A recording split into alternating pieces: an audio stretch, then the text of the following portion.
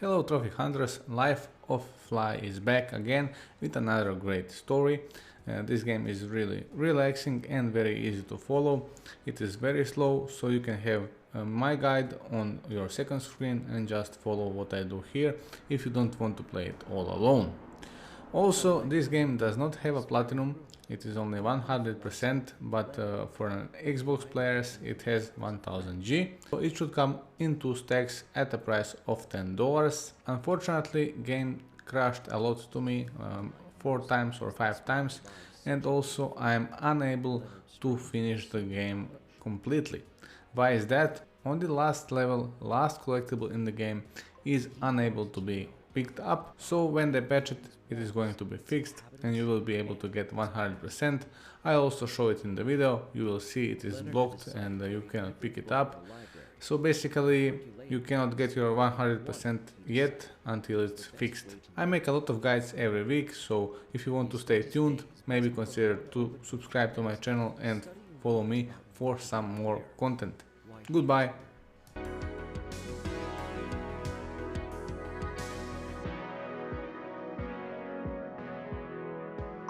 When I met him, he regaled tales of storytellers long since gone and forgotten. He told me about wondrous foods, about the tallest mountains and the deepest seas.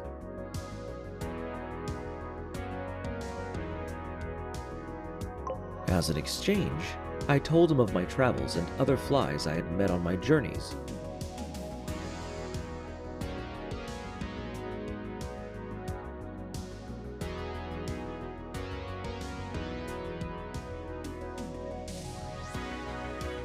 We picked out an old sandwich and shared laughs. These were good times, but I had to leave.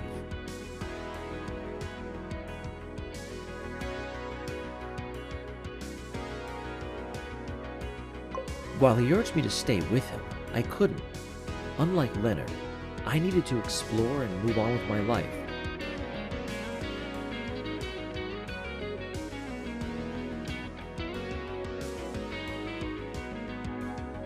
As the sun set on the library and the lights were going out, Leonard hadn't noticed the dark shadow that crept in through an open window.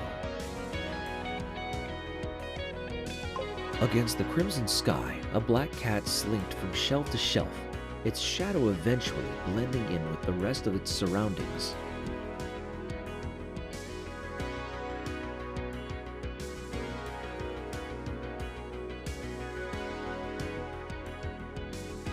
I'd returned to the library to ask Leonard one last time to join me on my travels.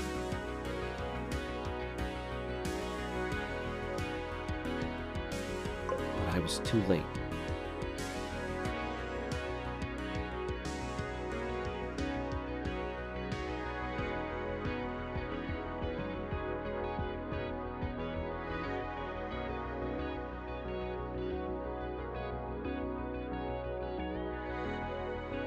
In an instant, the shadow leapt down from the shelf above Leonard and snuffed out his life.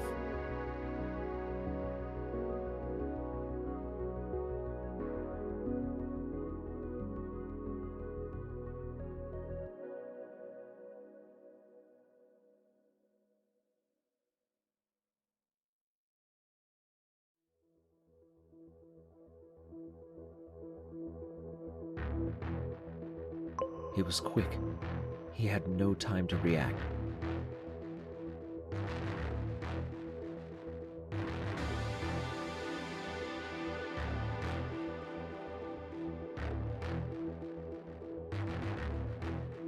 The great philosopher was gone.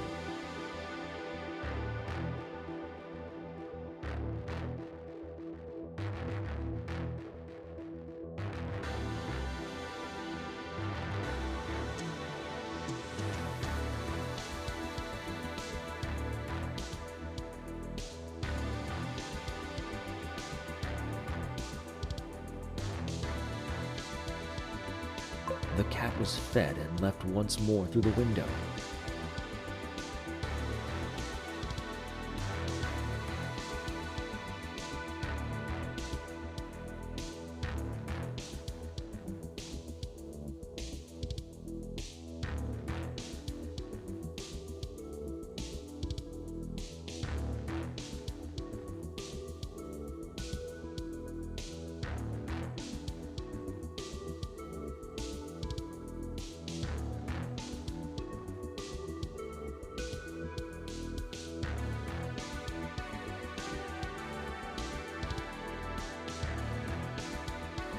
Leonard spent his life looking up the answers to life instead of living it.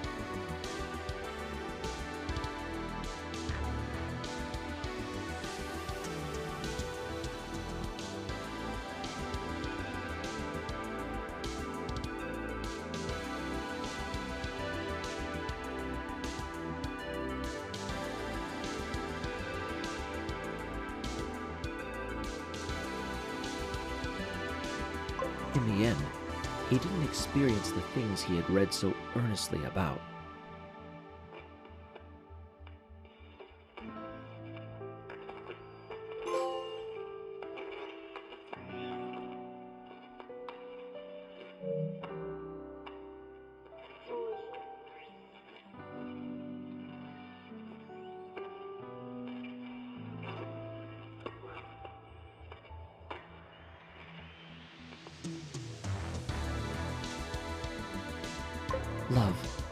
Love is beautiful and weird, isn't it?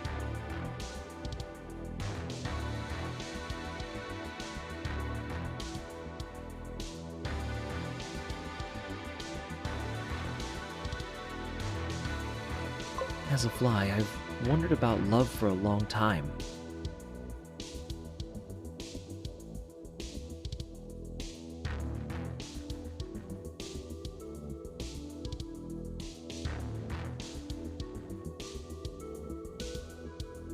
I mean, I am supposed to find love out there.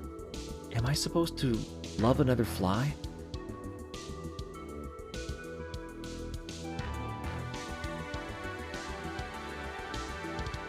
I know that I should find a mate, but that doesn't mean that I will love them.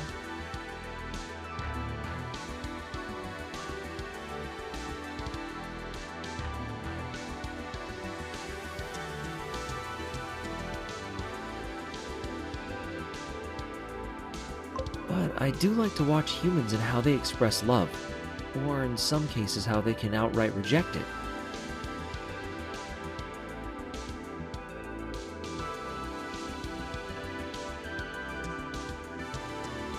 Love can be an all-consuming emotion that influences every part of their lives, or just a passive feeling.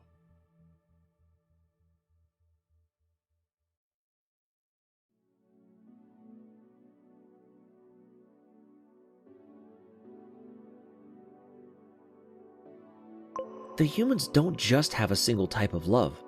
Instead, it depends on who they love and at what stage they are in life.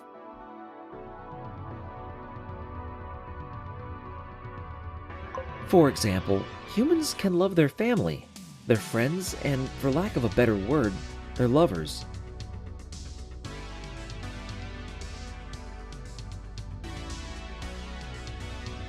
And their children, of course. Humans seem to love those little pink screaming sacks of mucus.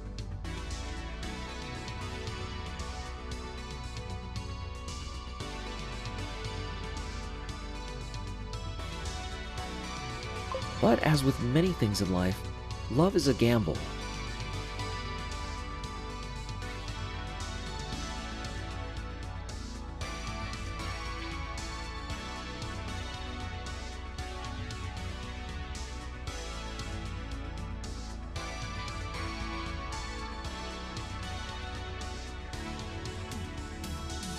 It's impossible to say who you'll spend your life with, who you'll meet tomorrow, and who you'll never want to speak to.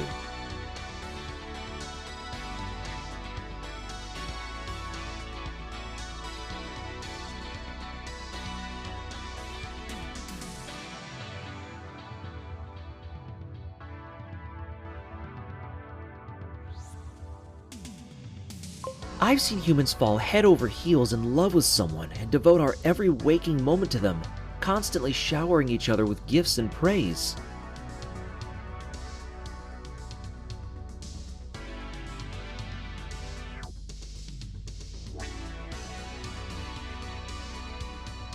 But over time, that love can fade away, leaving nothing but resentment and hatred.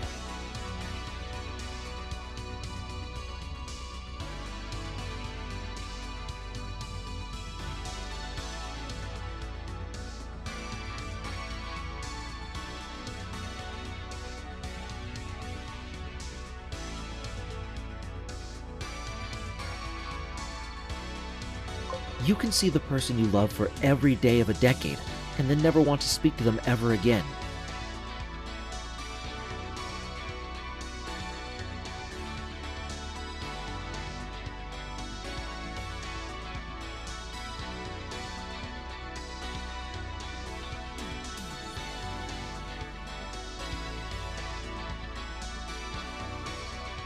And depending on how intertwined their lives are, they might need something called a lawyer? It all seems just very messy to me.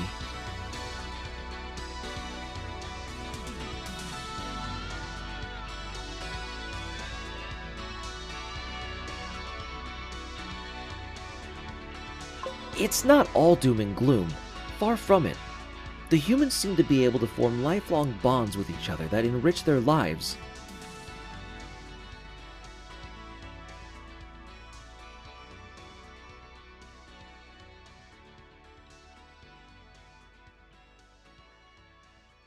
The human capacity for love is unfathomable.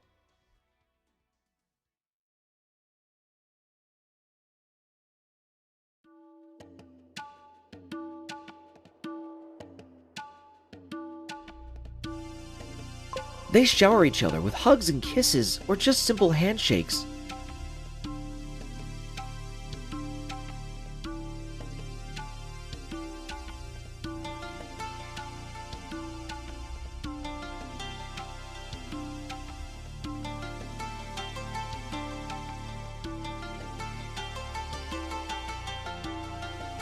It can even just be the nod of a head.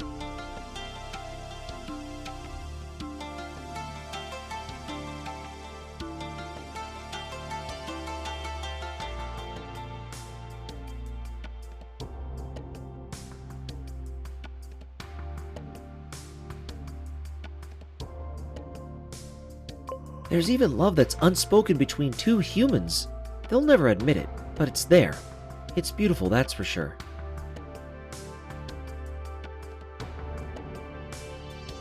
But if there's one consistent that I've seen, it's the humans' love of animals.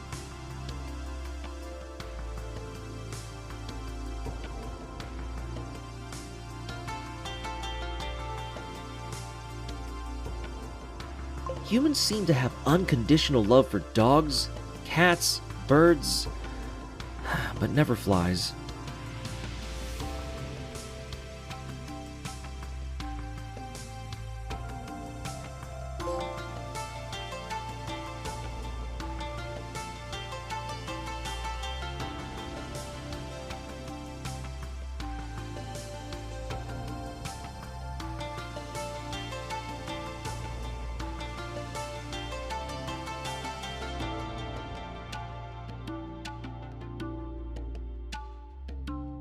As a fly, I know that my purpose is to eat and to breed, and sometimes I have existential thoughts.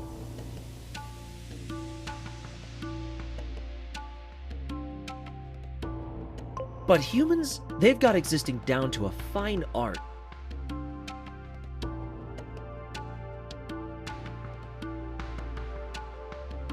So many of them don't worry about their short lifespans.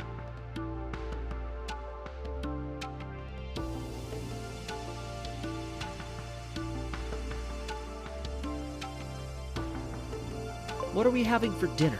Do you think I look good in these? I don't know if Emily will call me.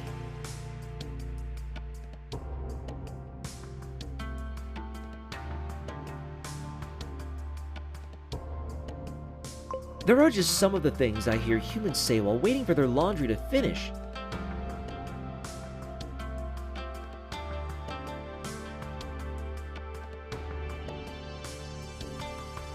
But they don't say these things to each other.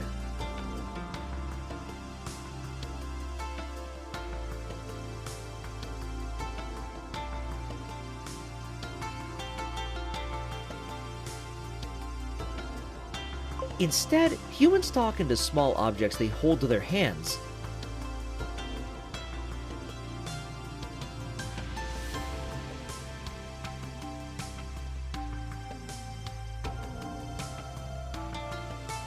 I see their thumbs furiously swiping up and down while they ignore the person next to them.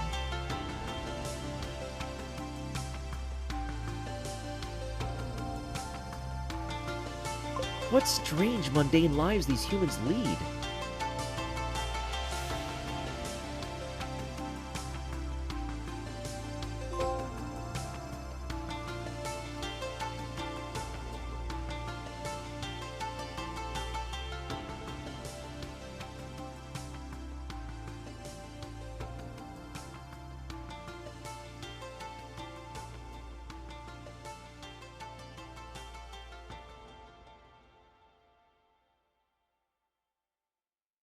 I find it fascinating how technology has changed the way that the world handles business.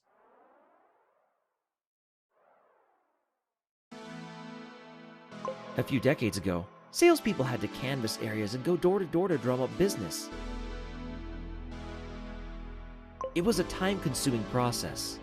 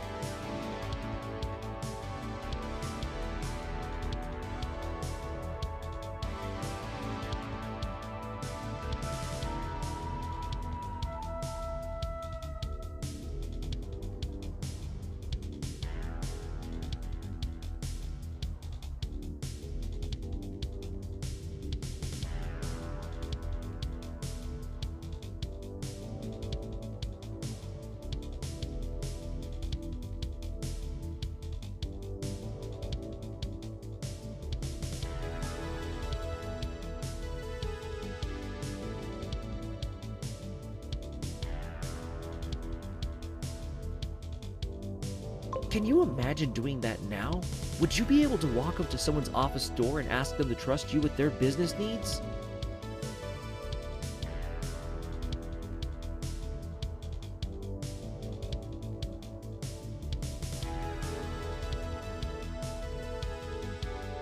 Once business directories were more commonplace, a lot of personal visits were replaced with phone calls.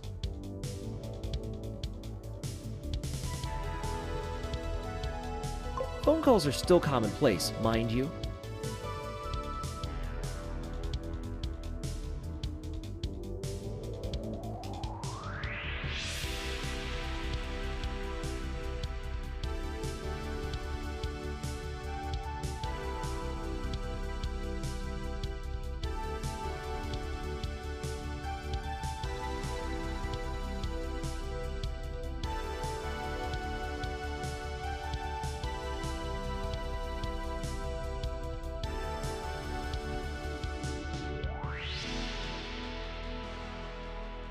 These days, it's all about having potential customers find you on social media.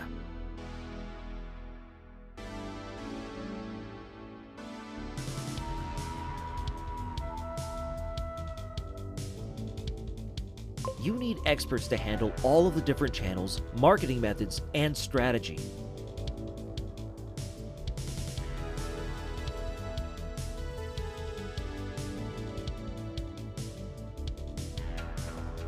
I sound like an advert, don't I?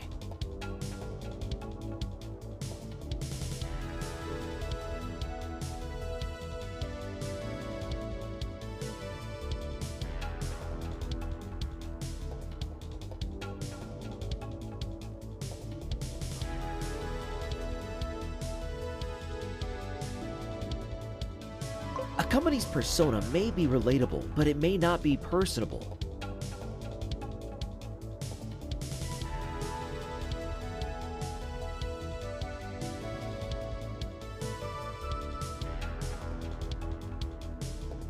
While this has vastly improved the efficiency of obtaining new customers, businesses have somewhat lost their personal touch when it comes to dealing with customers.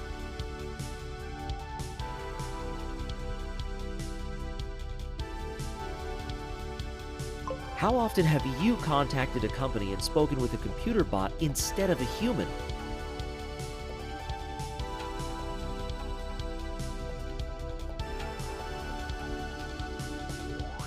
A lot, I presume.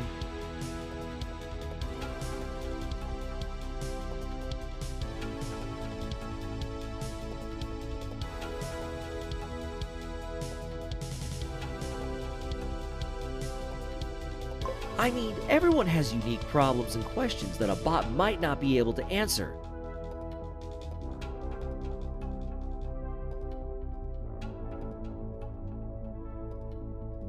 How do you explain your wants, needs, and expectations to a computer that has no empathy?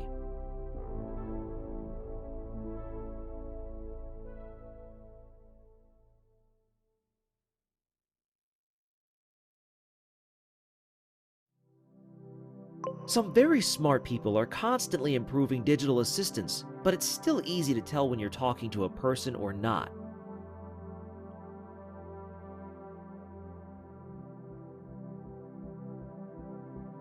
There's a lot in the digital world that is moving away from personal interactions and emotions. It's a shame, really.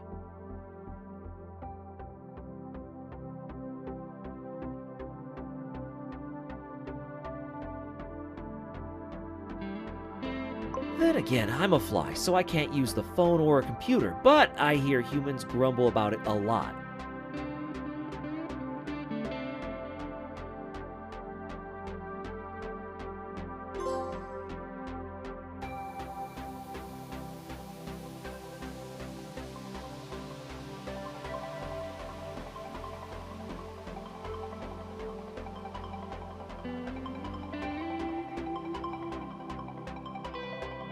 Isn't it weird that people have entire rooms dedicated to being clean, but some of them lack basic hygiene?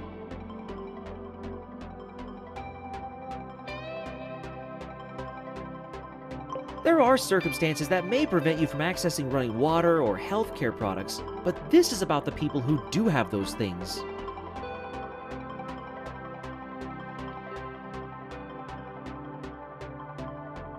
Some people just might not wash their hands properly or ignore bathing for days on end.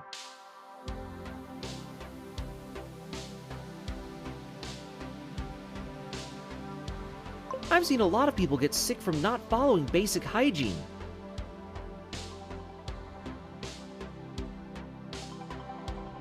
And have you seen the way that these folk treat shared facilities? The amount of excrement on the floor of a bathroom is astounding.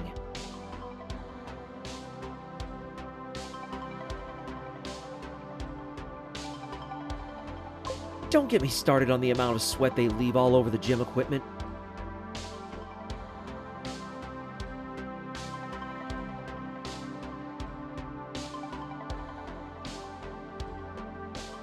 But it's always someone else's problem to clean it up, I guess.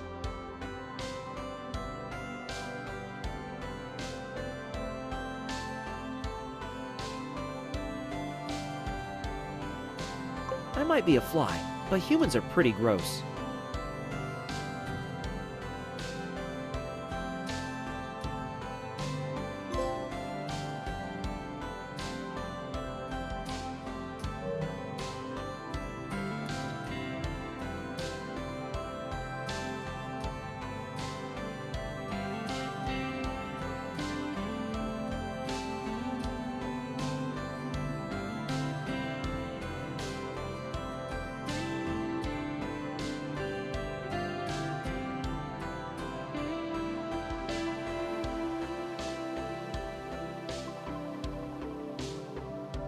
I wonder if I'm real.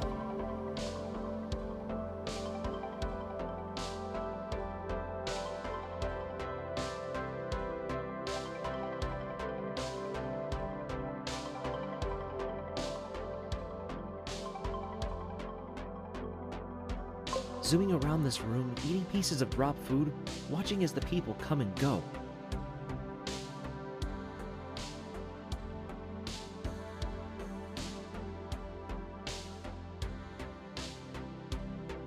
Is this existence?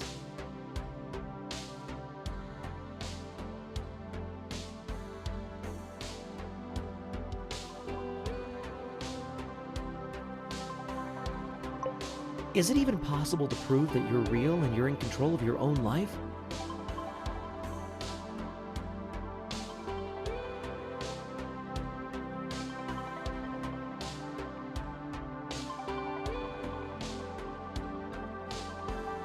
Before ending up here, I once traveled to a library in another part of the building. I'm sure the library was real, wasn't it? Anyways, the fly said to me, "I think, therefore I am." According to him, because he doubted his own existence, he proved that he was real.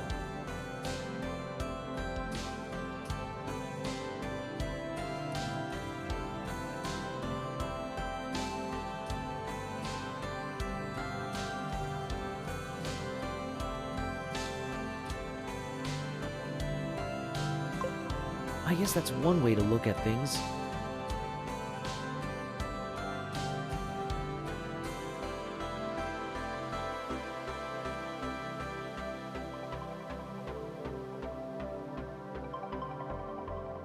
I've said the same thing over and over to myself, maybe 100 times, but it never puts my mind at ease.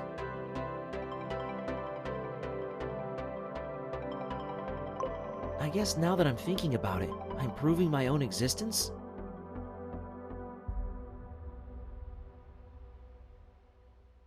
It gives me a headache. But what if I'm not real? Then why am I even here?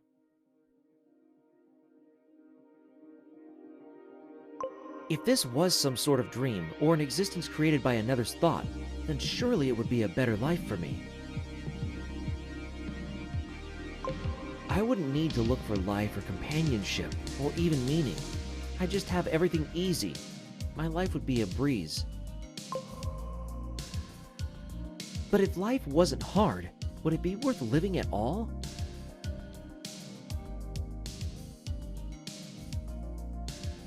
Have you ever had a dream where you can't wake up no matter how hard you try?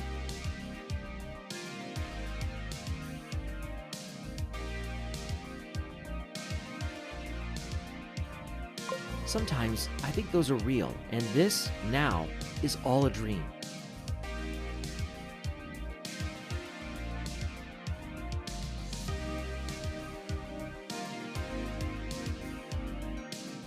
It's a bit crazy, I know, but so is being a fly.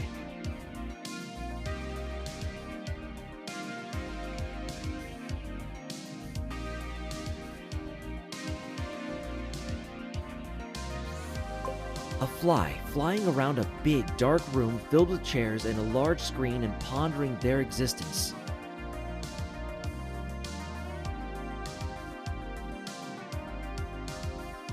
Seems kind of artificial, doesn't it?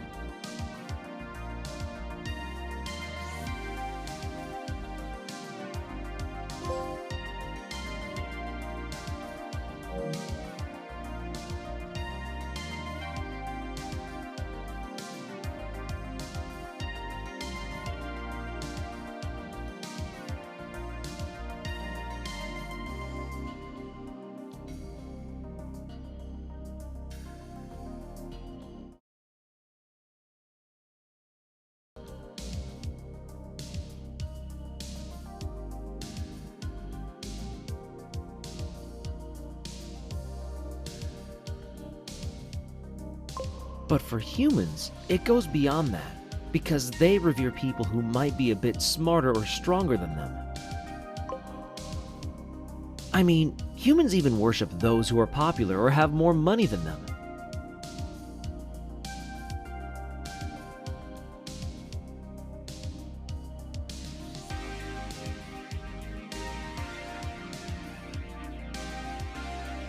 Even taking a vapid picture can have you worship.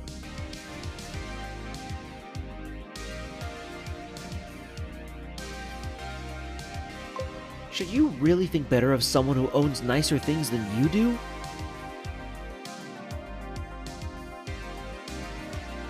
Did those people change the course of humanity in a positive way, or bring on great change? It's incredibly strange. We flies, we revere great storytellers and those who can pass on vast amounts of information, but I digress.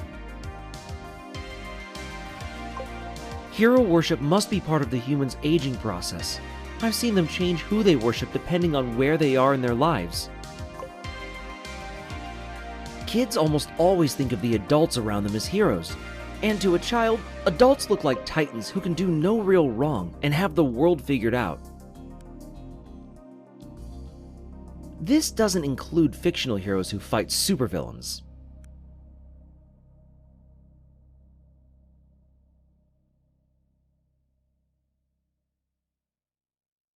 Do flies have superheroes? Do we have supervillains?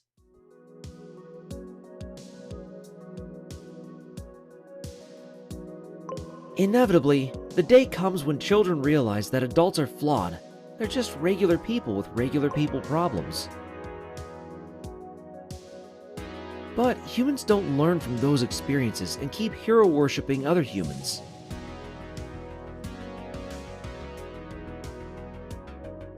They idolize those in positions of power, athletes, and the wealthy like they're gods, but they're just people.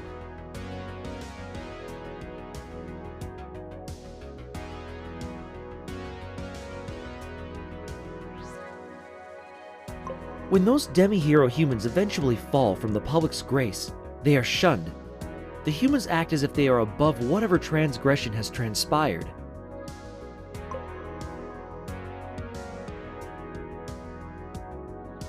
But they are the ones who worship them as heroes. What a strange bunch of creatures.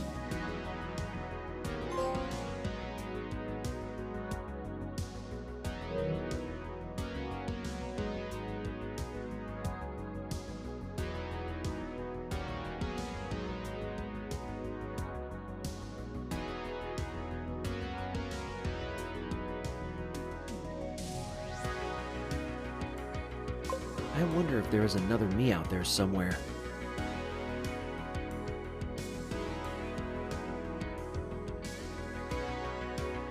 What I mean is, I wonder if there is another version of me who made different choices in their life.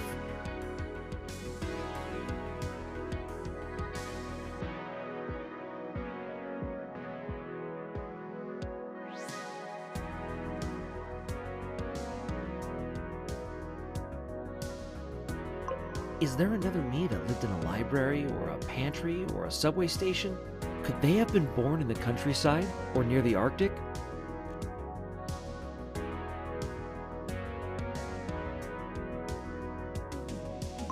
Did the other me find love, settle down, and have kids?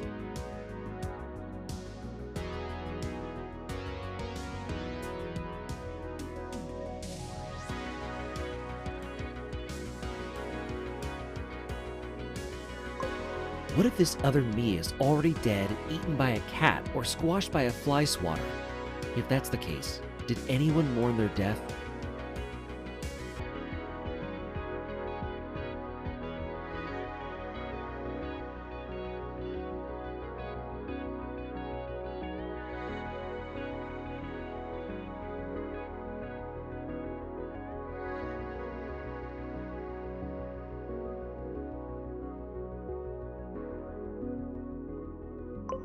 What if our choices in life are predefined and I am all there is?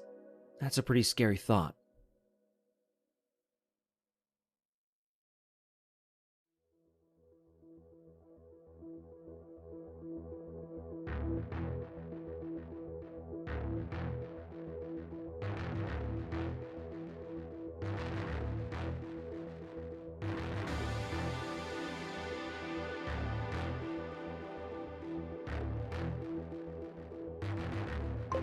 Have you ever experienced deja vu? It's the feeling that you've already experienced the moment in time, but you know you haven't.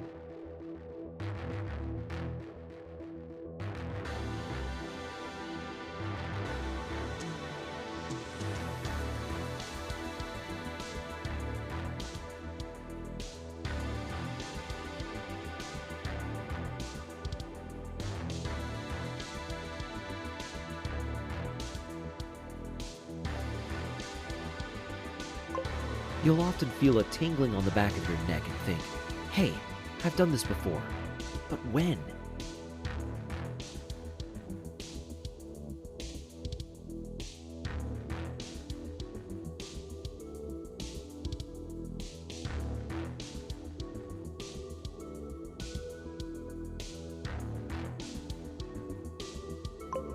Some people think of it as a premonition of the future. It's just one way the universe is telling you that you're on the right path in life.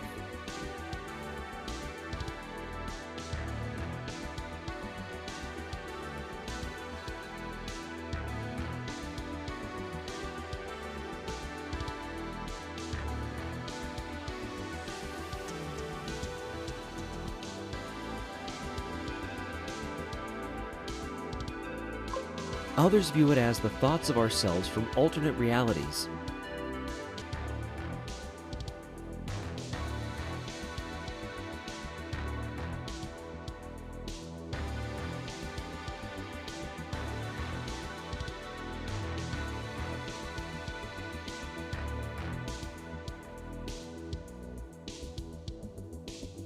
That we've made the same choice in life at this moment in time, and our consciousnesses are somehow running parallel to each other.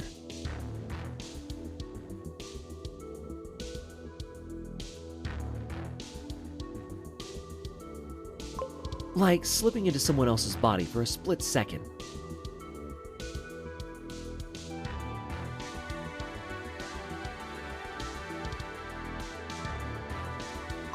It may not be something we'll ever be able to prove.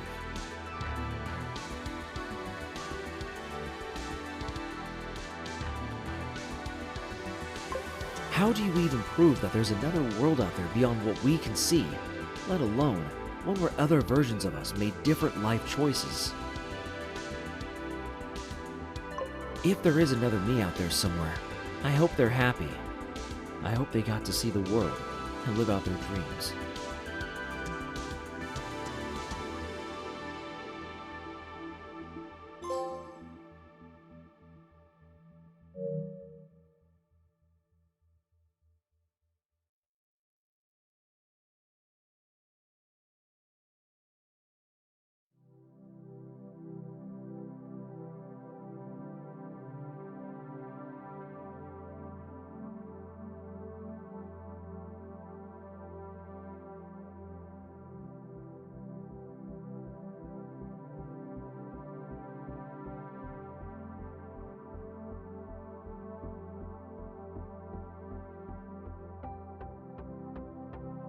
Have you ever heard the story of the Farmer King and the Starving Kingdom?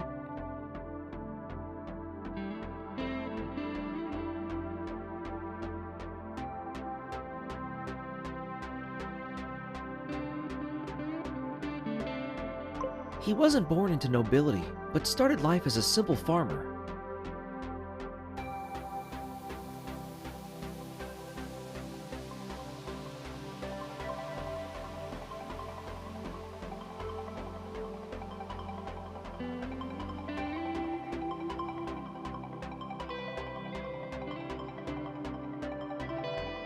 One night, during a heavy storm and after a heavy bout of merriment, the farmer awoke to the sounds of heavy knocking and shouting at his door.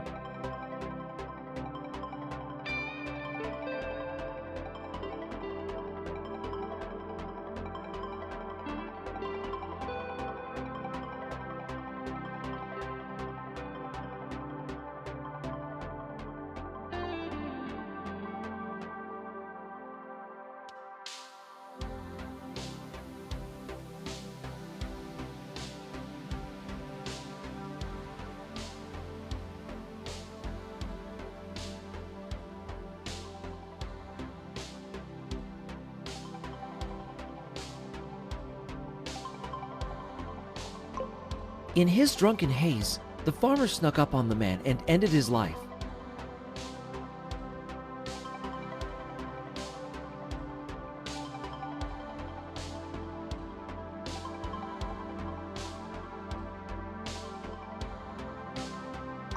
As it turns out, the man was the great king of the land.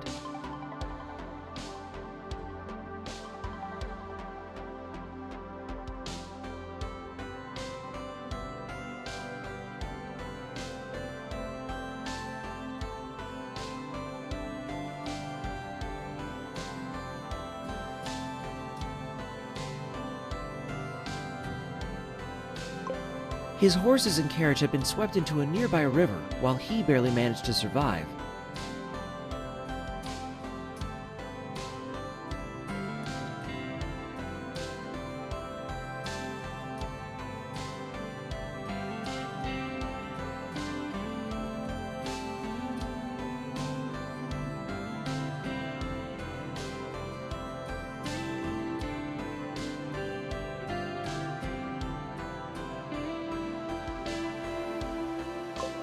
He had stumbled upon the farmer's house while seeking shelter for the night.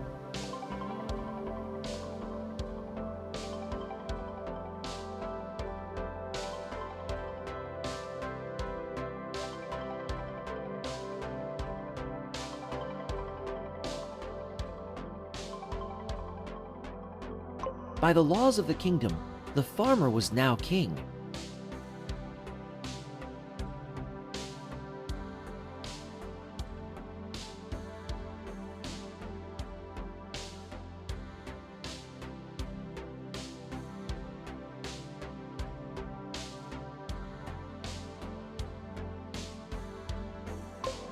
He inherited a land full of wealth and prosperity, built on the backs of people who loved the great king.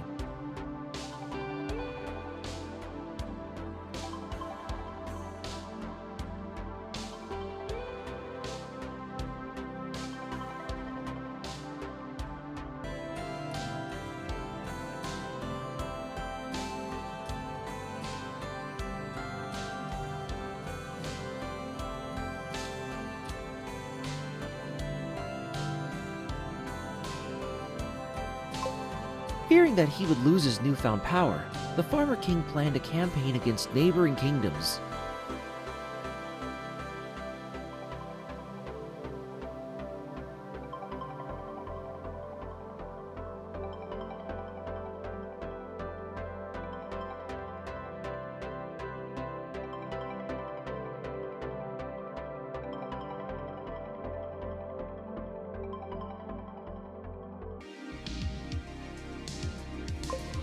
With the help of the great king's generals, the farmer king conquered new lands.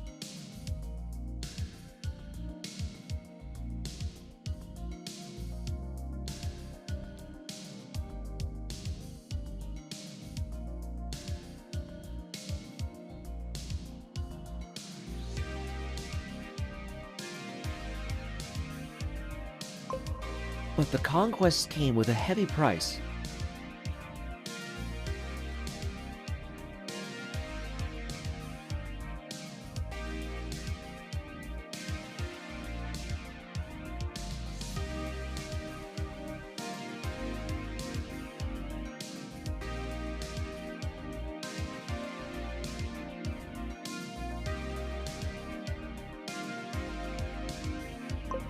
The farmer king could not see the plague, a sickness that slowly turned crops to dust.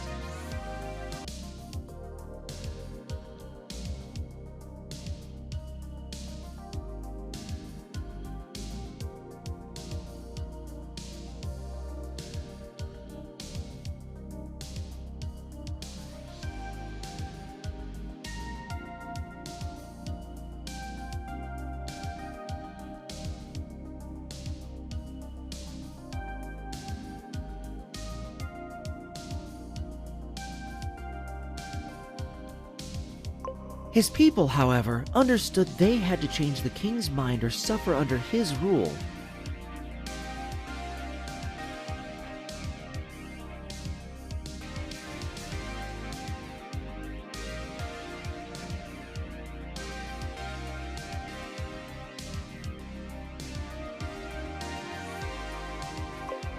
Ignoring his subjects' calls for peace, the farmer king feared an insurrection.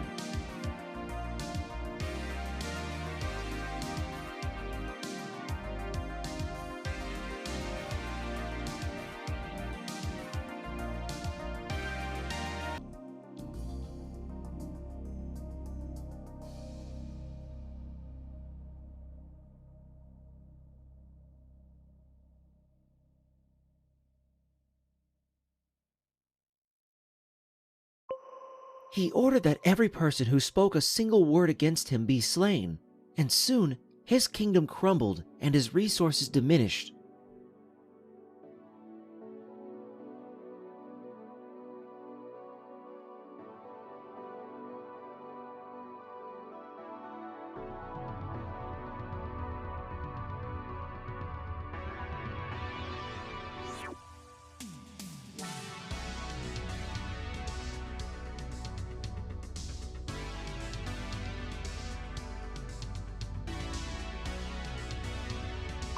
The people hungered. The people grew desperate.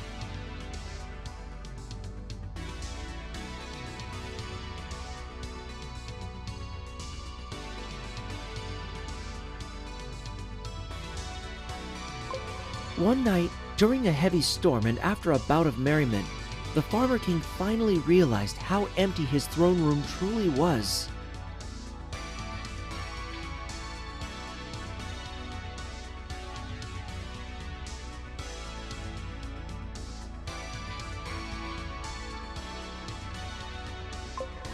On the far side of the room hung a portrait of the Great King. The Farmer King lunged a knife into the painting, shouting and screaming at it, cursing the Great King's name.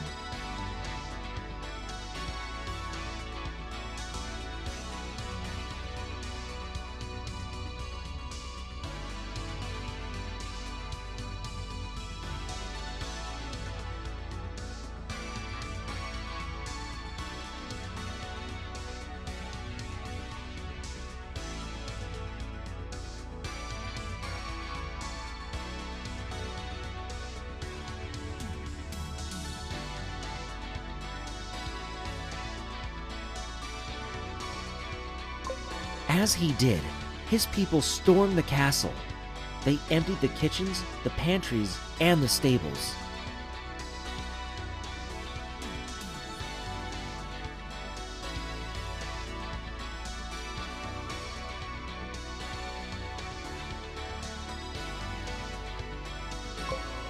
In their desperate hunger, the subjects added the Farmer King to their feast.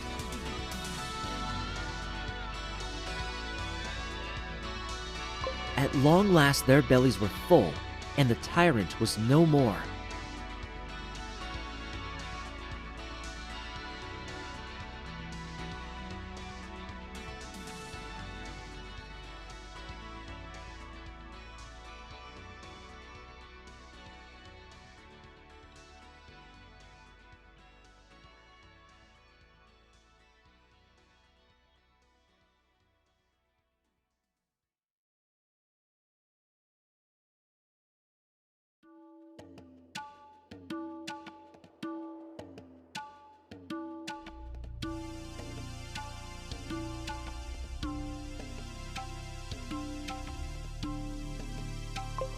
Paranoia and greed killed the king who wasn't fit for his power.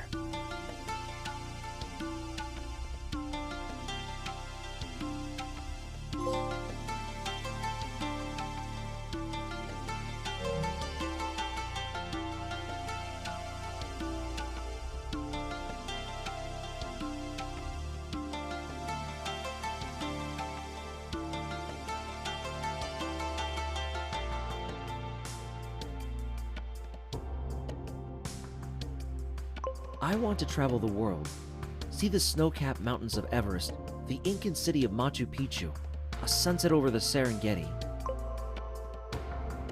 There are so many beautiful places in this world, both natural and human-made. Oh, and then there's food.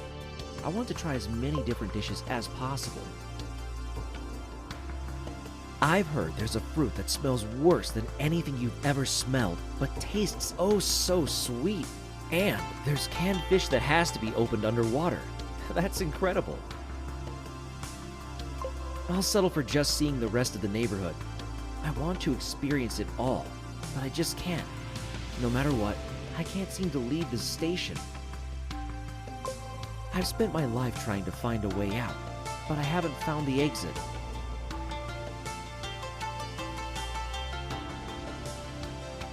The train tunnels don't lead anywhere. They're just impassable darkness. The train doors never open for me. When people get on and off the trains, they always push me out of the way. There are steps that people use to enter and exit the station, but when I approach, they're just locked doors.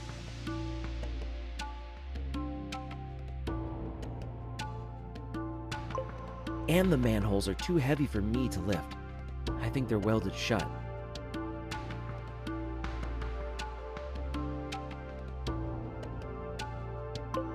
Other flies come and go. I've had so many conversations with them, so I know they're real. But they always vanish during the night and never come back.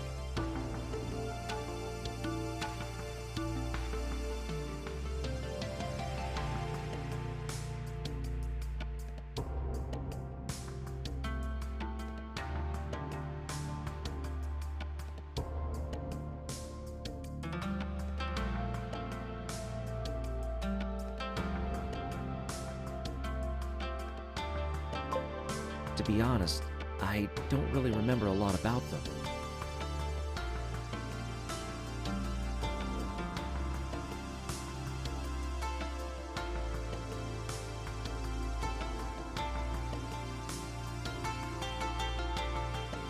This station is weird, and it's strange.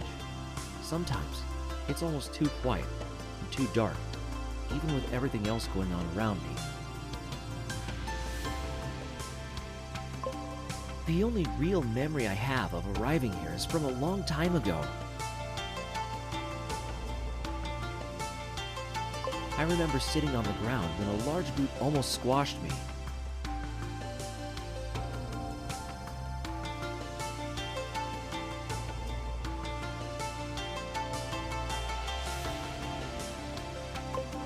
I shot out of the way at the last second, I think, but that's about it.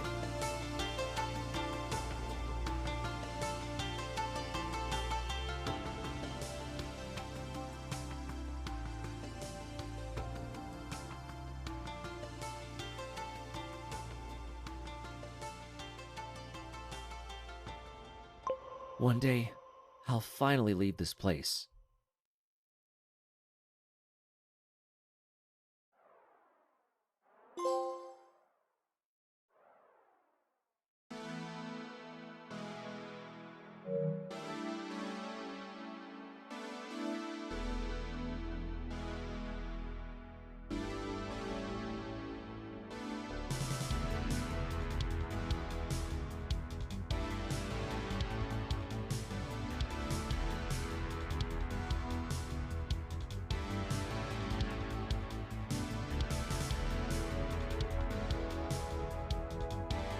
Why is there so much hate in the human world?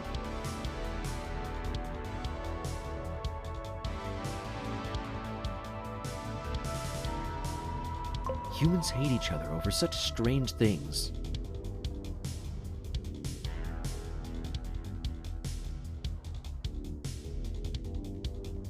I've heard stories of humans killing each other over the way they look, or even where they were born.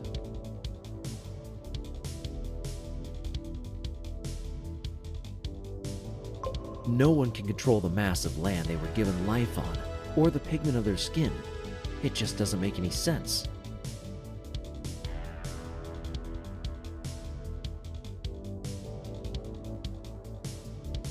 I like to think it's due to jealousy. The humans hate each other because they envy what others have.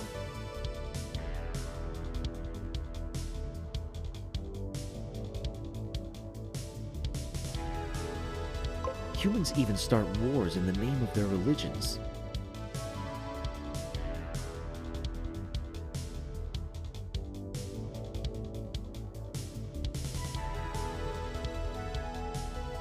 Just imagine following a specific philosophy in life and then hating someone because they don't believe in the same thing that you do.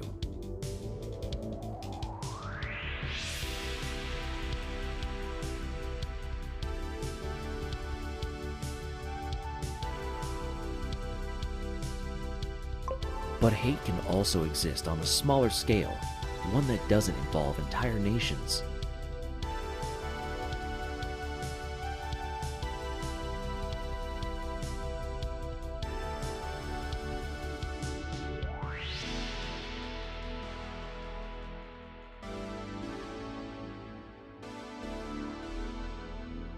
I've seen humans hate each other because of failed relationships.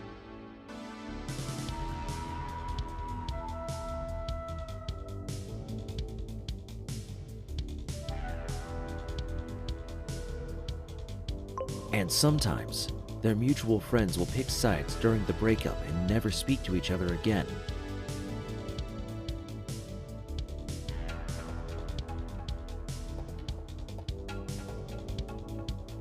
Break bread today and hate tomorrow. On some level, hate is a natural emotion, like love and joy.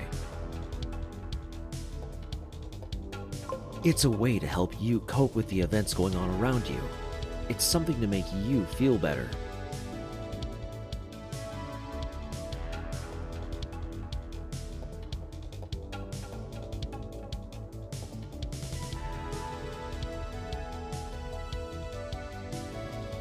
You might hate someone because they cut you off in traffic or took the last chocolate muffin.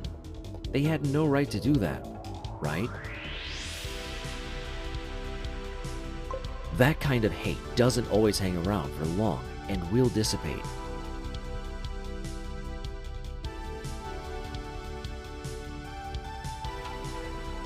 There are people who hate for enjoyment. They delight in the fact that they can take away someone else's happiness, the thing that gives them meaning in life, or even their rights.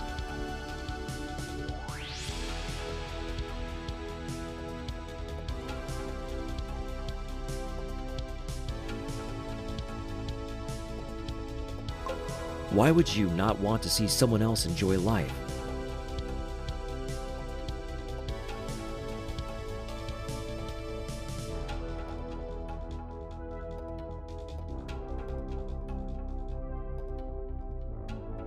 The lifespan of a human is far too short for the constant hatred of others.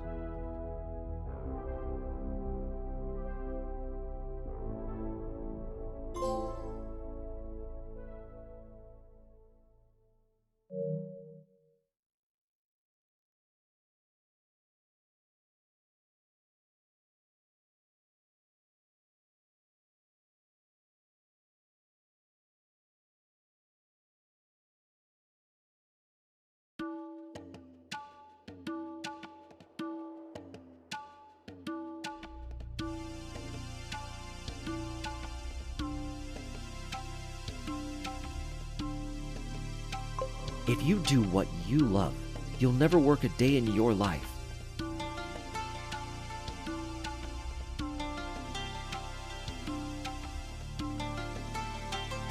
How often have you heard someone say that? Better yet, how often have you actually seen that in action?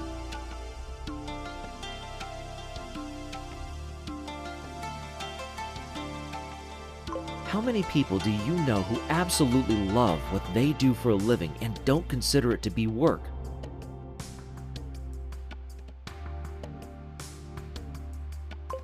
I'm assuming the answer is very few, if any.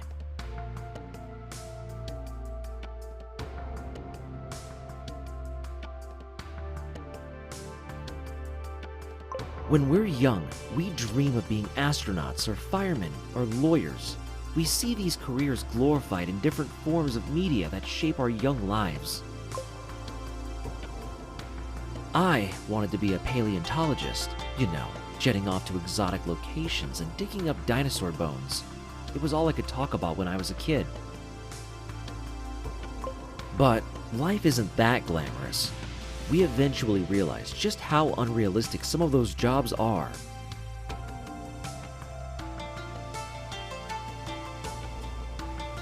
How many astronauts do you know?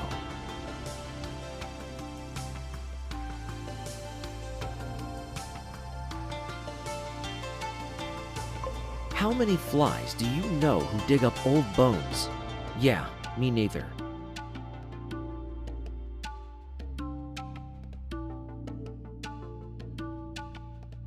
Still, I wanted something more out of life.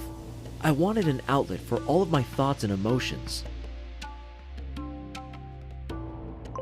So I ended up here, in an office, the dull hum of fluorescent lights illuminating every part of my day with incessant ringing of phones.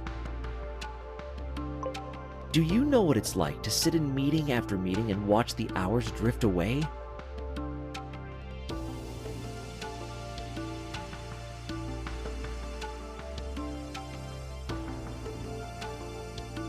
I'm sure you do.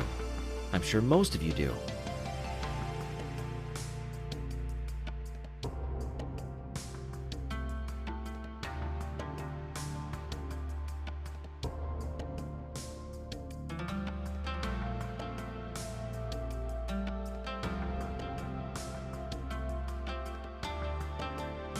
After years of staring at a clinically clean white wall with posters that subdue instead of inspire, I'd had enough.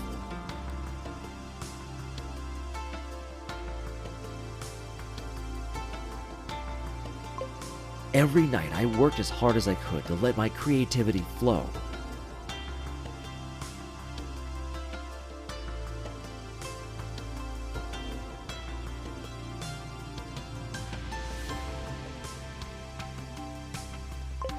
The freedom to create a work of art that you pour your heart and soul into is truly a satisfying experience.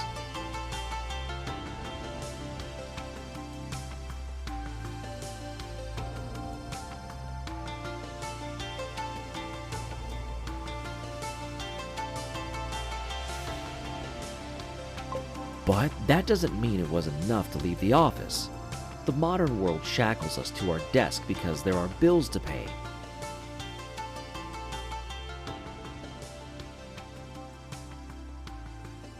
It's just a pity that so many feel as though a working life can't be a creative life.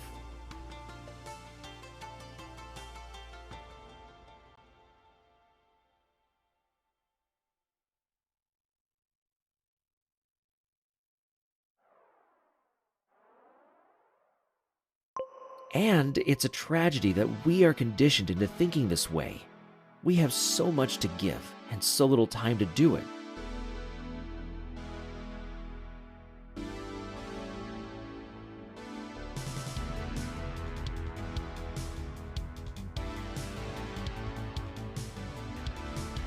I wish we all knew that. I wish we could create and let our imaginations run wild.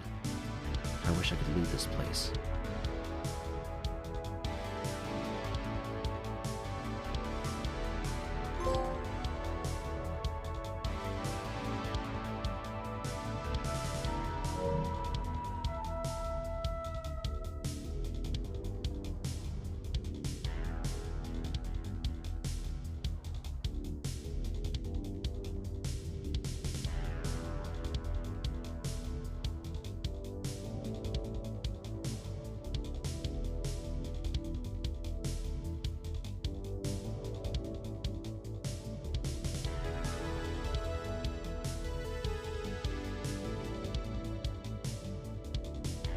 We all die. It's just a fact.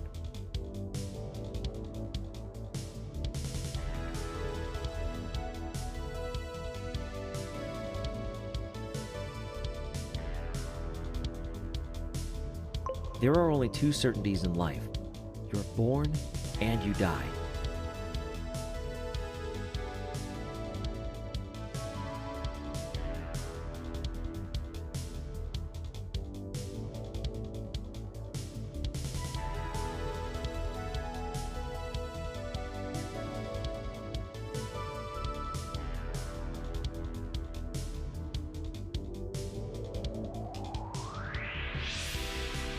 It's scary, you know, thinking about a time when you'll no longer be around.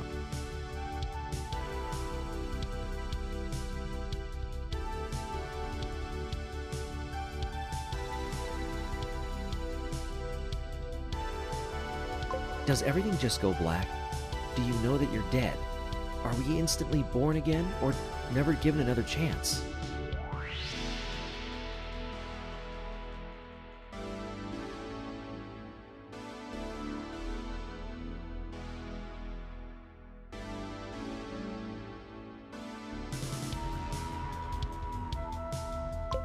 It doesn't matter if you believe in religion because, at some point, the you of right now in this life will cease to exist.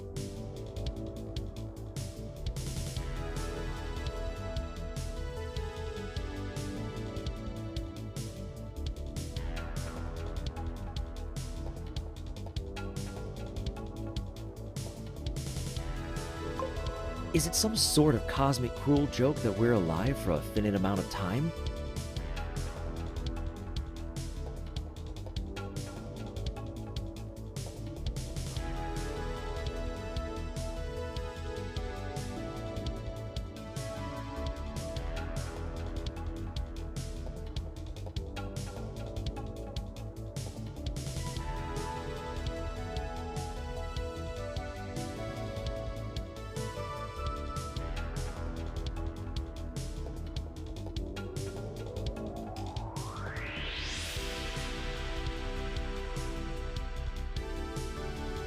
But I don't know what's worse, the thought of me dying, or the thought of someone I love dying.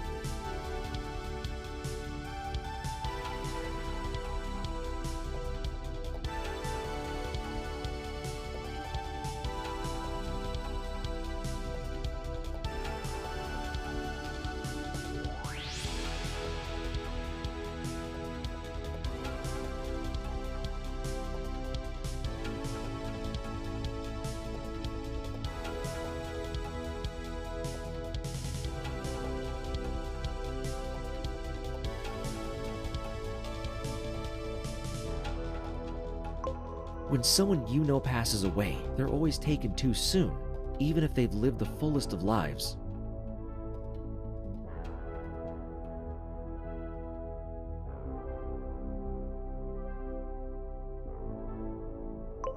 You have to go through stages of grieving.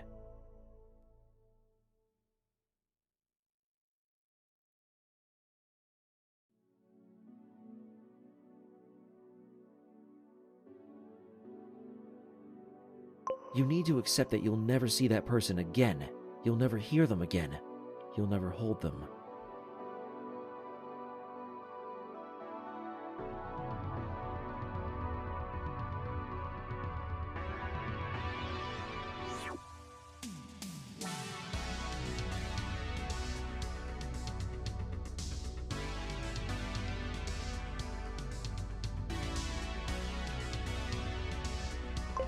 Once enough time passes, will you even remember their smell?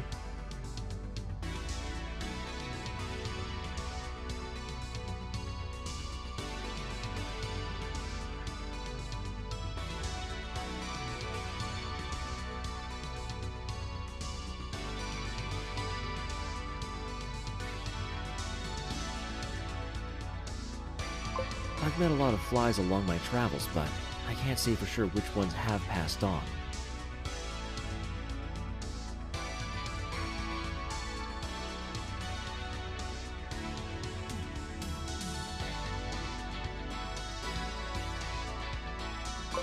As flies, you usually meet each other once, share stories, and then go your separate ways.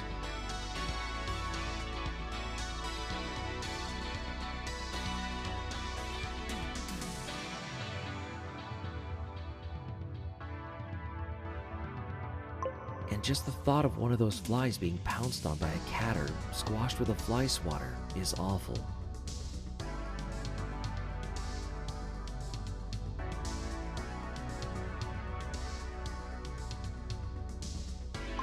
In those final moments, did they find any comfort? Did they finally discover the meaning of life, only to have it ripped away?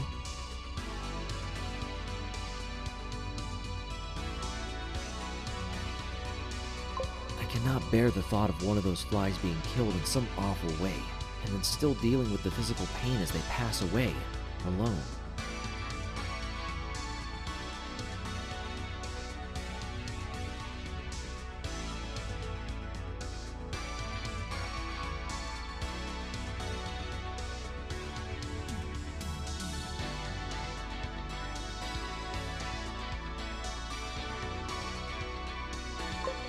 I guess death really is some sort of cruel cosmic joke. We don't know when we're going to die. It could happen at any moment.